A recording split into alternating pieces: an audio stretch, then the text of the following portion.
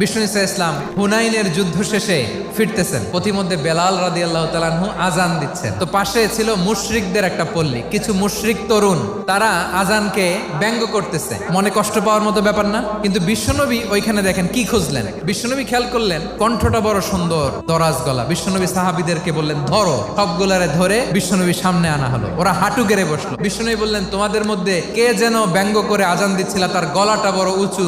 আবু মাহজুরা বলে আমার বন্ধুরা সবাই আমার দিকে আঙ্গুল দেখায়। আবু মাহজুরার মাথায় হাত দিয়ে বললেন এবার আজান দাও দেখি। আবু মাহজুরা বলে আমি তো আজান দিতে জানি না। বিশ্বনবী বললেন তাহলে আসো আমি তোমারে শিখাই দেই। বিশ্বনবী একটা বাক্য পরে, আবু মাহজুরা পরে, বিশ্বনবী পরে, আবু মাহজুরা পরে। আবু মাহজুরা বলে এক একটা বাক্য পড়ি আমার কলিজাটা গলে ঠান্ডা হয়ে যায়। বিশ্বনবীর সাথে দাঁড়িয়ে উনি শাহাদা পড়ে মুসলমান হয়ে গেলেন। বিষ্ণু ইসা ইসলাম বললেন যাও আবু মাহজুরা, আমি তোমাকে পৃথিবীর শ্রেষ্ঠতম মসজিদ মক্কার মসজিদুল হারামের মুয়াজ্জিন হিসেবে অ্যাপয়েন্ট করে দিলাম।